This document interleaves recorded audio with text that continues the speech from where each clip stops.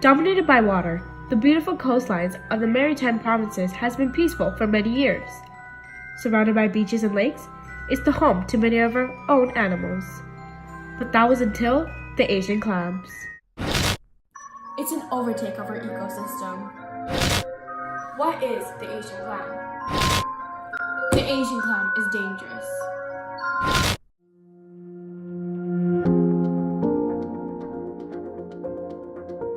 Coming all the way from Thailand to the Philippines to Cambodia and all over Southeast Asia, the Asian clams has marked itself as an invasive species here in Canada.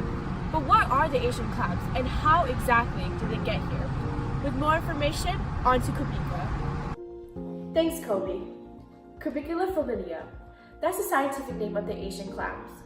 It was first spotted in North America, more specifically the United States, in the 1920s. However, 40 years later, it was found in the maritime provinces because of our actions.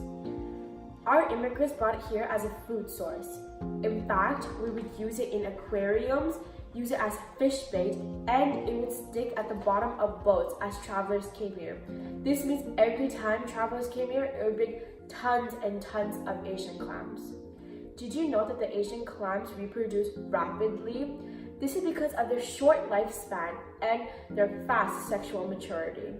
In fact, the Asian clams reproduce 46% faster than any other bivalves in the ecosystem. This means the mussels, the oyster, and every other clams in the ecosystem. Joining me today is Dr. Tony Rogers talking about the environmental impacts the Asian clams have on our ecosystem. So tell us, Dr. Rogers, can you explain what kind of impacts these clams are having on our environment? Of course. Firstly, the Asian clams' ecological impact are at a large. As you mentioned before, since there is such a high reproduction rate, they're starting to take over many habitats. This reduces the home for our native species, meaning they'll die off way quicker. Since 2010, the populations of the clams have increased 32%. This creates a very dense population, which limits food and other available resources for the species involved.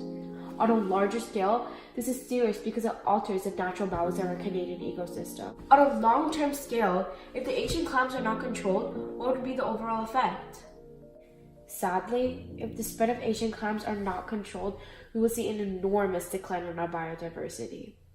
They will repopulate to the point where our native species may no longer actually exist. And without the variety of species, this would create a major altercation in the food chains, affecting everything else. Looking at their environment, Asian clams actually have a high filtration system. This means that they consume large amounts of oxygen and all the other animals won't have enough and will eventually get killed off. As of now, what kind of actions are being done by the government to control them? And in your professional opinion, do you think these actions can be improved? Right now, the government is using three main methods to try preventing the spread of clams. Firstly, it's the suction dredge. This is the top method. This is an underwater vacuum that sucks up large amounts of clams from pipes.